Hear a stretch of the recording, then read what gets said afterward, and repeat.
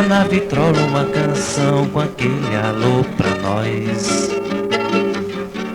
E diz que perfeito é harmonioso entre dois.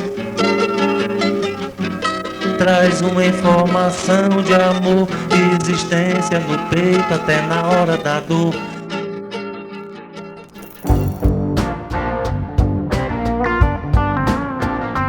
Um sonho que a gente nem ousava sonhar, assim, que a gente tinha essa lembrança dessa banda, dessas composições, mas nunca tinha realizado musicalmente, né? Está sendo muito emocionante. Eu acho que é um trabalho de memória, assim, muito forte, que passa pelas nossas memórias, né? Como a gente não tinha gravações, nem de disco, nem de fita cassete, nem de VHS, de nada, né? Então as músicas, elas foram restauradas pela memória.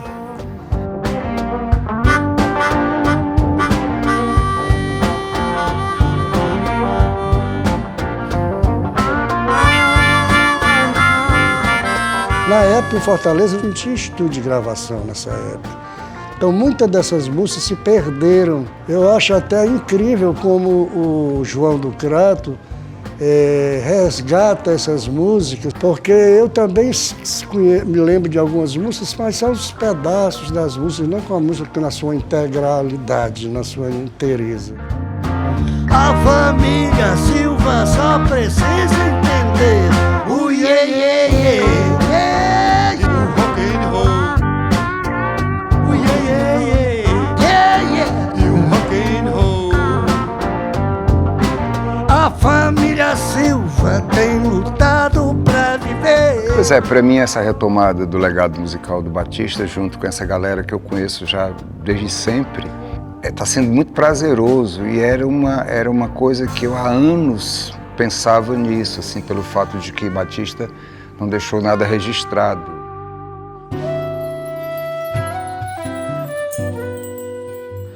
O Batista Sena é uma música assim, primeira coisa que o Batista Sena sempre é fora de padrão, não tinha padrões nem regras, era uma música mais livre, assim, na época não era, o Batista Sena a gente começava com um blues, depois entrava numa guarânia, depois entrava no baião, era diferencial, só de falar uma coisa, terra, né, tinha uma coisa também da terra, a gente gostava de compor lá em Palmácia, também lá em Camusim também, a gente viajava pro Crato.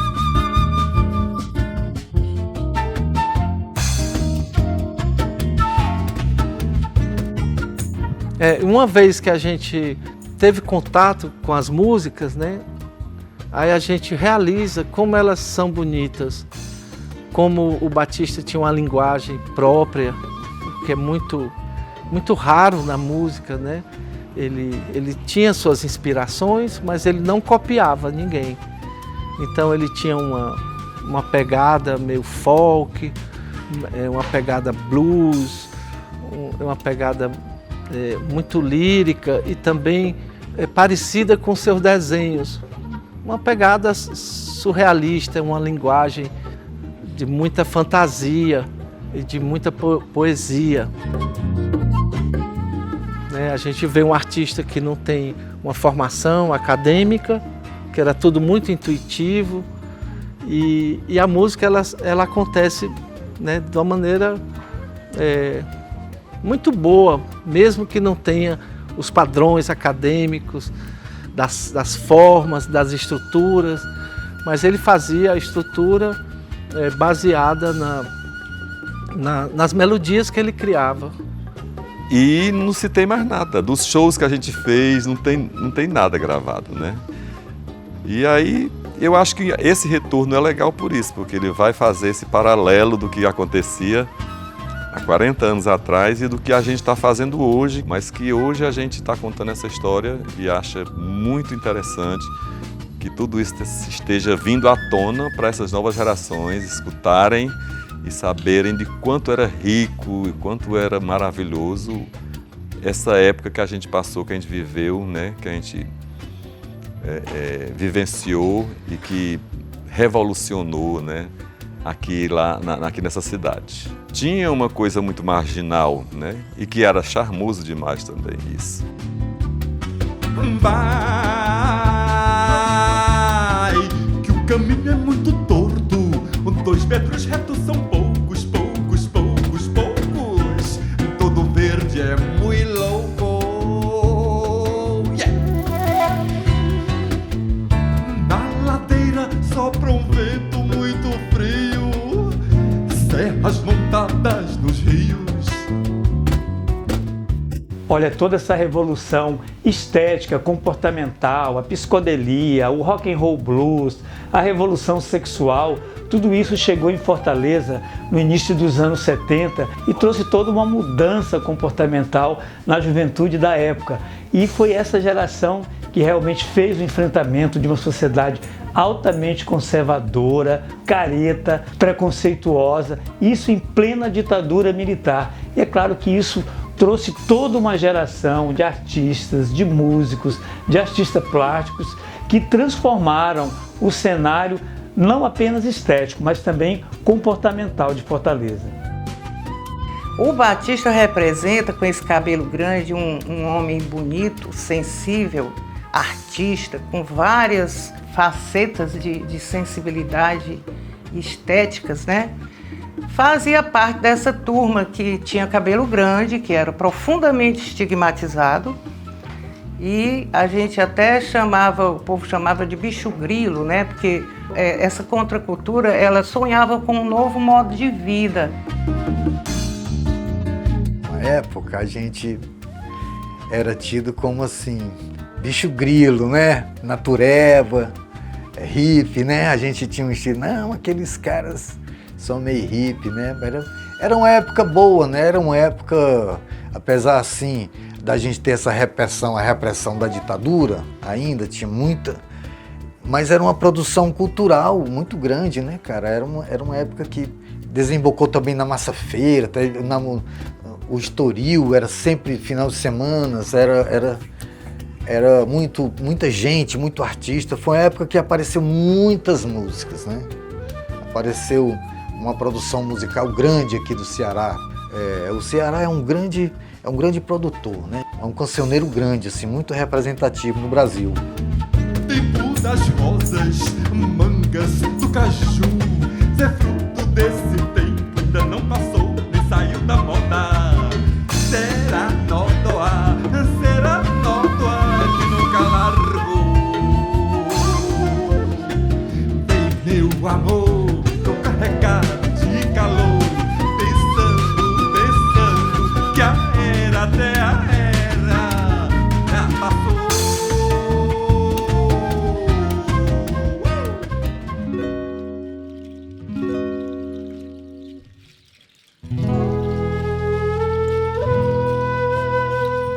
Os anos 70, aqui no Sul, estava acontecendo um movimento do tropicalismo, do Erotica, e esse eco chegou em Fortaleza.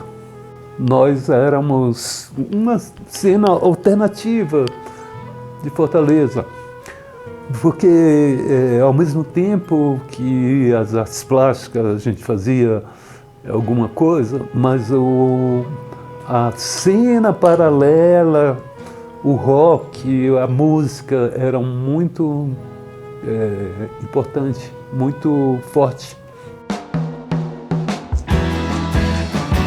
O ponto de partida foi aí, essa metade da década de 70, e depois foi um período muito rico de muito movimento, de uma efervescência na cidade, né? Eu me identificava mais, eu diria assim, mais com o que se chamava de desbundados, né? Então tinha um pouco da rixa entre os desbundados e os mais politizados, né?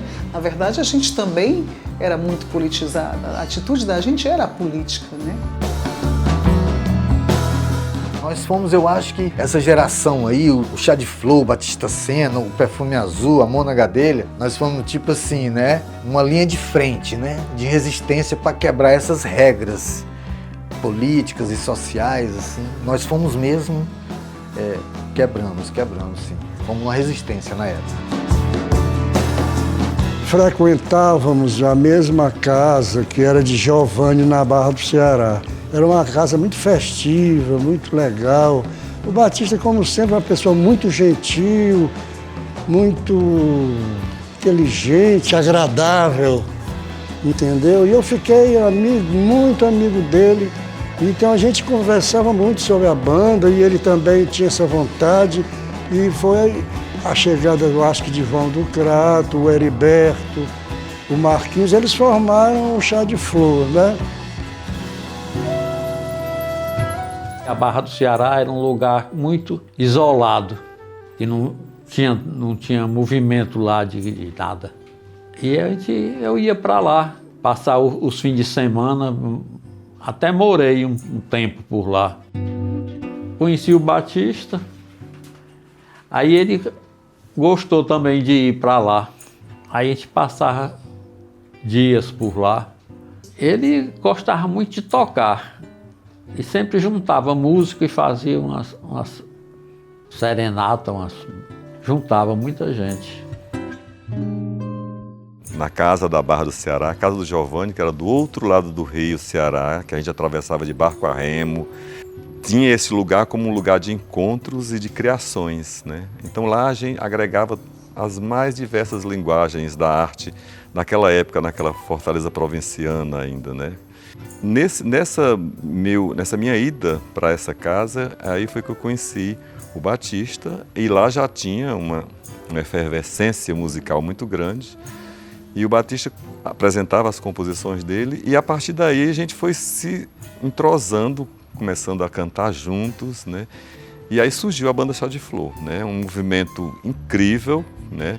Revolucionário, que na época Fortaleza estava vivendo, além da ditadura militar, estava vivendo o movimento Massa Feira. E aí a gente, aliado ao Chá de Flor, tinha o Perfume Azul, tinha a Boca da Noite, tinha a Mona Gadelha, e a gente sempre estava todo mundo junto. Aí a partir daí foi incrível, assim, a presença do Batista como líder da banda, né? Porque na verdade ele sempre foi uma liderança, né? Era incrível, porque ele tinha esse poder de liderar, de aglutinar as pessoas em torno dele. E aí a gente rapidinho começou a montar os shows, né? Os shows da história da Banda Chá de Flor. E foram incríveis. Os que a gente conseguiu fazer, que foi o Revoar Assim, que a gente fez no Teatro da Encetu, né? Fizemos uma pequena temporada, acho que de 3 dias. E depois fizemos o Sonho dos Cupidos, que foi aqui no Teatro São José, que a gente passou um longo tempo ensaiando esse show aqui. E ficou parecido até com a nossa casa.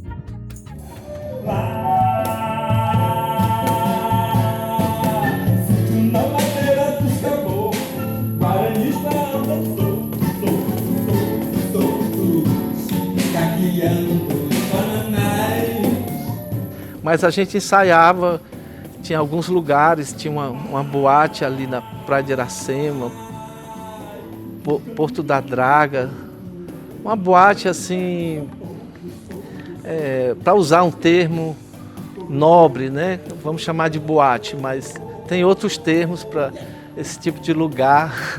A gente ensaiava de dia. E também esse lugar aqui, que é o Teatro São José, que era um teatro que não estava assim restaurado, né? Um teatro operário. Tinha aqui a dona Lirice Porto, que era a diretora, e cedia o teatro para os ensaios e para shows, né? Conheci o Ronald, né? O Ronald eu era amigo dele desde quando eu nem tocava baixo, tocava só violão clássico, sabe? A gente se conhecia, eu e o Ronald, o Mocó. Aí eu acho que foi por aí que eu conheci o Batista. E ele era artista plástico, e na época também eu pintava, sabe? Mas eu conheci ele mais tocando mesmo, com a Banda Chá de Flor. Tá sendo ótimo, a Banda Chá de Flor reativando, né? A memória da época que a gente começou, que era uma época muito boa. O trabalho do Batista Sena, né? Se reencontrar o João do Crato, esse pessoal todo. O trabalho do Batista era muito interessante, era um trabalho inovador. Eu era o caçula da banda. Eu fui convidado pelo Batista logo quando eu estava começando a tocar, começando a estudar. Eu tocava violino e tocava flauta também. Então na banda eu apareci tocando violino, né? Eu participei de alguns shows e foi lá que eu conheci o resto da banda, o Ronald, o João do Crato, o Mocó, o Marco Aurélio e Manelzinho de Jardim, que fez parte também da banda durante um tempo. Mas era o caçula, então eu estava assim, aprendendo, né, iniciando, 1979, 1980, e foi a primeira banda, né, que eu participei. Logo depois eu fui embora do Ceará, fui morar na Bélgica, e em 82, 83, e a banda continuou ainda um tempo, né? Eu era amigo do Lúcio, né? O Lúcio, e eu era amigo também do Batista Sena, me convidou para fazer um som na exposição do Luiz Hermanos no Náutica, eu acho, se eu não me engano, em 1976, se eu não me engano, 75, uma coisa assim. Que aí eu fiquei conhecendo o Batista Sena, foi muito legal o show na exposição, foi uma coisa muito, deu maior ibope, assim. E aí surgiu o convite, o Batista Sena me convidou para ir na casa dele, aí daí não parou mais, né? Eu ia sempre na casa dele e sempre era uma coisa de produção musical, né? Ele, lógico que ele tinha as produções plásticas, né? Misturava um pouco, mas sempre que a gente estava junto, ele me falava, Ronald, vem aqui que eu fiz uma música, vem cá para ouvir. A gente ia lá, eu ia lá, e sempre acabava em música, né? A característica do Chá de Flor era isso, ele tinha nas letras, né, e na melodia, e até nos arranjos e na interpretação, tinha essa conotação, né, de futurista, de performático. A gente já fazia as performances que depois foi que vieram a aparecer os performers. O Batista passou um tempo no Cariri, tinha essa ligação com o Blandini, que fez a bebida Chá de Flor, inspirada na banda, ou a banda se inspirou na bebida. A gente vai ter que, né, responder essa pergunta, quem nasceu primeiro, né? Água de cor com sabor e odor, com amor e amor, que tal beber? Água de cor como a cor do ardor.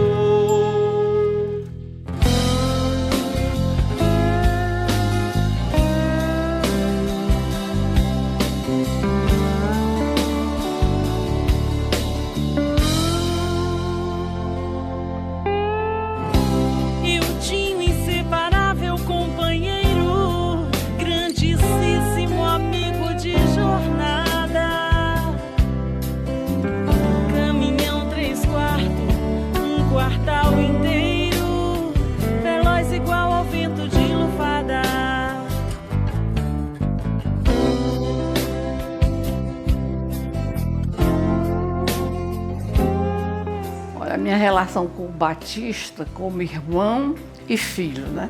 Porque ele veio para o nosso poder, meu e do esposo, né? Com 9 anos. Quando ele nasceu, o papai já estava doente, né? Já estava perto de morrer. E no dia que o papai morreu, a mamãe pegou ele no colo e trouxe e me entregou dizendo: Menta, tome conta do seu irmão, que o seu pai vai morrer. Aí daí para frente eu tomei conta dele. Ele surgiu de repente e ele que criava tudo, ele que quis fazer tudo. Nunca teve incentivo de ninguém, não, da gente não. Ele criava tudo. Desenhou sozinho, foi fazer as coisas dele tudo sozinho. Nunca foi para a escola de desenho, de nada, artes não. Ele já trouxe do berço. Ele gostava muito de olhar as coisas, de arrumar, de cuidar de jardim, de pintar, de escrever, cantar. Ele desde pequeno que ele tinha esse dom. Ele foi o primeiro tatuador de Fortaleza. Começou com as agulhas. Depois que eu comprei o aparelho para ele, ele começou a fazer com o aparelho. Mas eu tenho tatuagem feita com agulha. A primeira tatuagem que ele fez em mim tá aqui, um Capricórnio. Tudo que ele fazia, a gente dava o maior valor, né? Eu e a Madalena, né? Todo ano tinha um salão de abril na Passo Ferreira e ele participava. Desde a primeira participação dele, ele tirou o primeiro lugar. Passou 10 anos tirando o primeiro lugar. Aí acharam por bem ele não participar mais, porque só quem ganhava era ele. Nada poderá conter. Acompanhando as andanças dele, ele morou em vários lugares, né? Paracuru, Quixaba. E eu acompanhava, passei uns dias em Paracuru, na casa dele. E depois Camusim. Em Camusim eu já era músico profissional. Havia os festivais de Camusim, que era todos os anos as pessoas esperavam por esse festival. E lá na casa dele era o nosso ponto de encontro, era o nosso oásis, né? Onde a gente comia, onde a gente ficava lá depois dos shows e ficava tomando umas e comendo as coisas que ele fazia e tocando.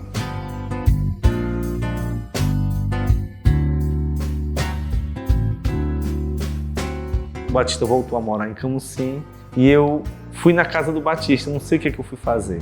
Eu sei que eu cheguei lá e eu me encantei, porque eu vi já um bocado de tela, um bocado de coisas de arte. Isso me chamou muita atenção. E eu estava no período de, assim, tinha saído da Marinha de Guerra, estava uma coisa que eu não sabia bem o que eu ia fazer.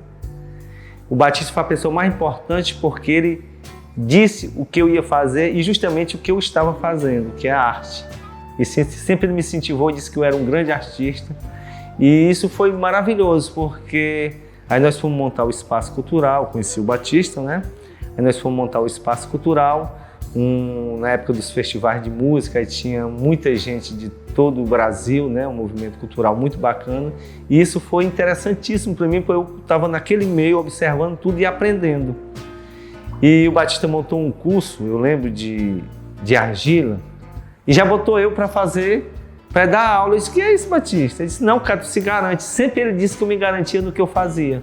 Acreditava nele e acredito no Batista porque ele mudou minha vida. A obra dele, quando eu vi o trabalho dele, eu senti a emoção, a verdade do que é um artista. E o itinerário das cinzas é misterioso. E o itinerário das cinzas é misterioso. Batista era essencialmente um desenhista. O desenho do Batista era um traço firme.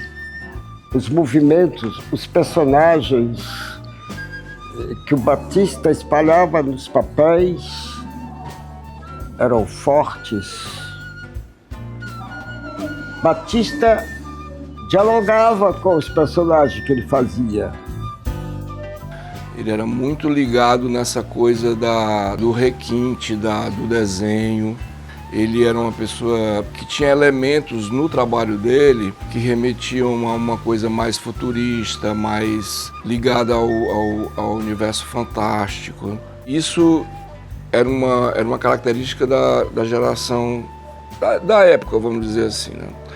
Tipo, os anos 70, 80, tinham essa característica. Até que já vinha dos anos 60 um pouco também. Que é essa coisa do trabalho mais lisérgico, mais voltado pro fantástico, pro inconsciente. E ele acaba o trabalho dele com uma obra incrível, que é essas últimas pinturas que ele fez, né? As últimas exposições que ele fez, eu destaco uma que foi nos Correios, que foi incrível, fantástica. Nela ele mostra que ele também é um pintor. Ele também consegue se comunicar através da pintura, já mudando outras coisas, já com uma elaboração diferente. A pintura já mais com cores, formas, a parte da geometria, que ele lidava com isso muito bem, né? É uma loucura o trabalho dele nessa parte, porque ele vai... Você vendo tem um trabalho dele inacabado, que acho que foi o último trabalho que ele fez, você vê que ele vai desenvolvendo o trabalho de acordo com a pintura. Então ele, ao mesmo tempo que ele criava um universo todo o pessoal dentro de uma obra, aquele universo era desenvolvido durante a obra.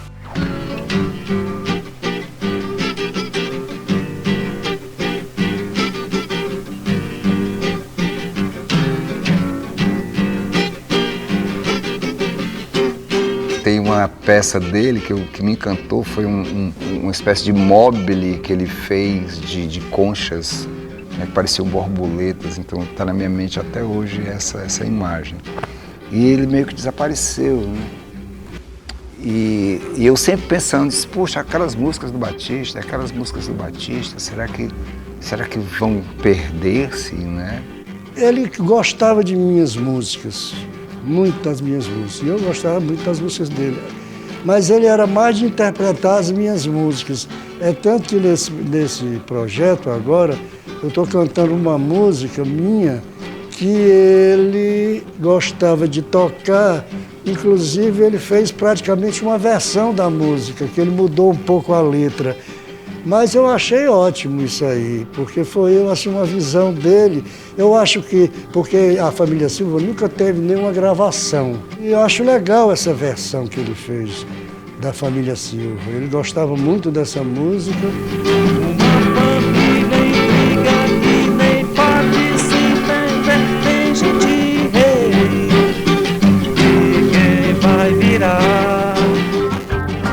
A família Silva tem lutado pra viver, desde que saiu do interior para vencer uma partida de futebol numa tarde sem sal, para uma torcida internacional. A família Silva só precisa entender o iê.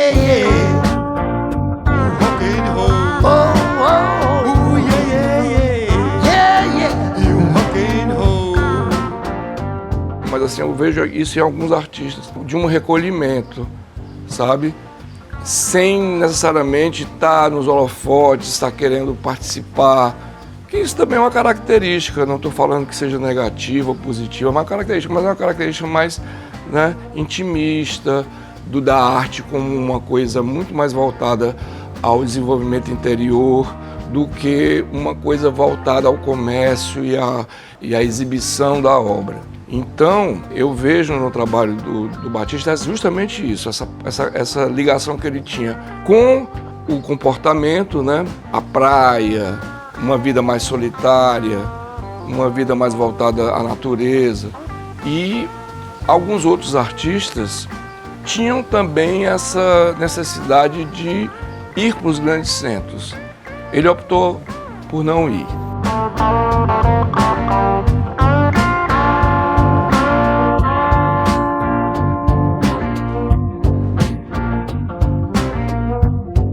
De certa maneira, foi um mestre para mim. Ele era um pouco mais velho e essa tradição do bico de pena, do desenho, eu peguei dele, eu me espelhei, porque também não tinha muitas escolas de desenho, por exemplo. Então, o Batista, de certa maneira, representava uma flecha, digamos assim, abria o caminho.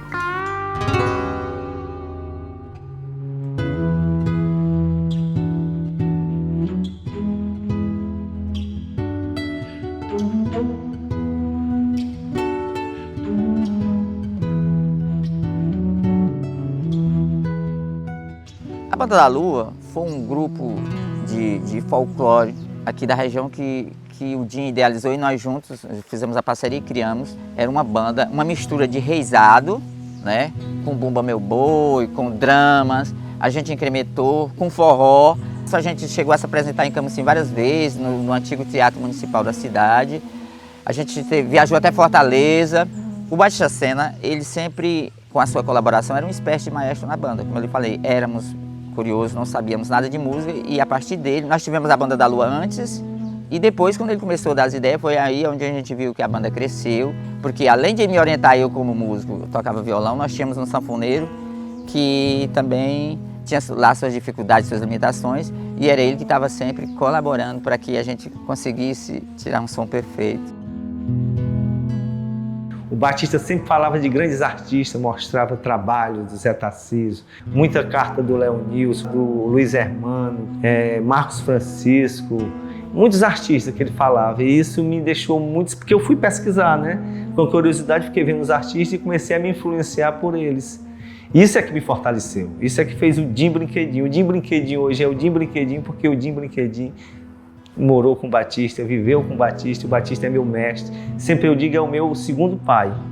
O Leonilson, por exemplo, que é um artista reconhecido, né, nacional e internacionalmente, ele era um cara que admirava muito o trabalho dele. E dentro da obra do Leonilson tem muita influência do Batista. Essas inserções mecânicas dentro de um universo onírico. Mas ele não estava muito ligado a isso, não estava preocupado em ser referência.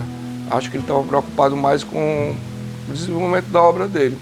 A gente tem uma dificuldade muito grande, tem pouquíssimos livros, raríssimos livros sobre arte cearense, sabe? E artistas como o Batista e outros grandes artistas daqui mereciam ter uma visão melhor.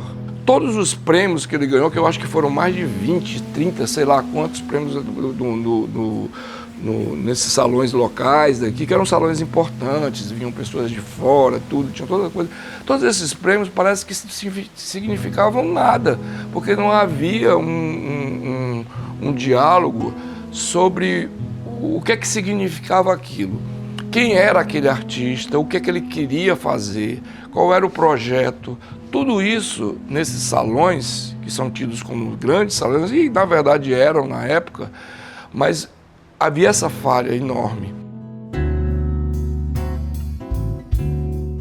Olha, eu conheci o Batista Senna e a banda Chá de Flor na exposição América Latina Lata de Sardinha, realizada pelo Luiz Hermano lá no Náutico. Ali eu vi o Batista cantando pela primeira vez e daí a gente começou uma amizade, eu passei a frequentar também a Casa da Barra. E eu era poeta da geração marginal, era poeta da geração mimeógrafo. Eu vendia os meus livros nas portas do teatro, nos eventos culturais.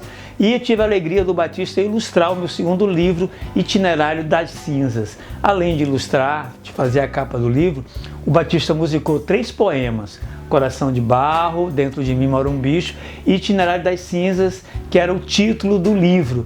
Eu considero essa música um marco, né? Tanto para a banda Chá de Flor, como, vamos dizer assim, uma síntese de toda essa estética que a banda fazia, misturando o folk, misturando o rock and roll blues, né? Fazendo uma coisa totalmente inovadora em termos de estética para a época. Nada poderá conter teu rosto de cera frente ao espelho, sol do meio-dia. Derreter e docemente derramar formas do acaso da vida num duelo. Ele foi, na verdade, a primeira pessoa que chegou para mim e disse, porque quando eu cheguei do interior, eu era um menino velho, besta, tímido, frustrado, medroso, porque saí de uma sociedade ultraconservadora. E foi o Batista quem disse, deixe de ser besta, você canta, você é isso, sabe? Porque até isso o meu canto tinha ficado preso por conta da repressão, principalmente na adolescência. E ele foi quem disse, não, você sim, você canta, você é ótimo, você é lindo, você é isso, você é aquilo outro. Então, assim, foi ele que me deu essa injeção de ânimo para me acreditar de fato, porque vindo de uma sociedade, de uma cidade tradicionalista, coronelista, né, sendo um garoto pobre da periferia, né, que não tinha nenhum vínculo com o tradicionalismo das famílias do Crato, a gente vivia, de certa forma, espizinhado e marginalizado, né? E quando chegou aqui, não, né? Que eu, com medo ainda, mas quando cheguei aqui, que encontrei essas pessoas, a comunidade da Barra, os amigos, as amigas, as pessoas maravilhosas, foi o Batista que disse, de jeito nenhum, você é isso aí, vamos lá, juntos, e fomos. Era muito atrevimento, era muita ousadia a gente fazer esse tipo de arte, ter esse comportamento, né, libertário. Era um preconceito com a música, preconceito com a sexualidade, mas a gente, puxa, eu acho que a gente sobreviveu a isso, né, com a arte, com a música, porque a gente tinha um público, a gente tinha os seguidores. Tá tudo muito sim, a gente está procurando descobrir ainda, porque era uma época que ninguém tinha acesso, né? Não tinha celular, então assim, até as fotos, né, são raras. Nós nos gravamos, tem umas gravações aí muito clandestinas aí, pouca coisa foi recuperada, né? Mas as coisas que nós recuperamos foi na base da melodia, da voz, o João ajudou demais. Foi muito bom resgatar esse memorial aí, né? E que ótimo agora a gente está resgatando isso em nome dele. É muito legal, ele merece mesmo ser mostrado, porque tem muita coisa dele que tem que ser mostrada, tem que vir à tona, não pode ficar assim no esquecimento, né? Como era uma pessoa amada e como ele sabia amar, se expressar também no amor. Batista, você passou por aqui, mas continua aqui. Nesse momento dos encontros, né, fora o momento que a gente está tocando, é interessante ver como todo mundo se lembra de uma coisa musical, se lembra como a música foi feita. Foi naquele dia, depois do ensaio, fomos sair para beber e fizemos tal música. Enfim, a memória, né, ela, quando ela é estimulada, ela se torna muito presente. Coração de barro quebrado, um passarinho vai sair, vai cantar na árvore mais próxima. O som elétrico que acabou tão de repente, o sonho patético que acabou pra toda a gente.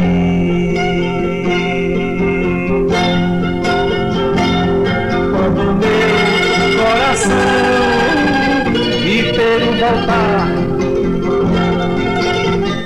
todos os meus será. Existir me lembra o que aprendi quando crescia. Lembro minha mãe dizia, quando eu dormia, filho, atrás de ti um bicho vinha.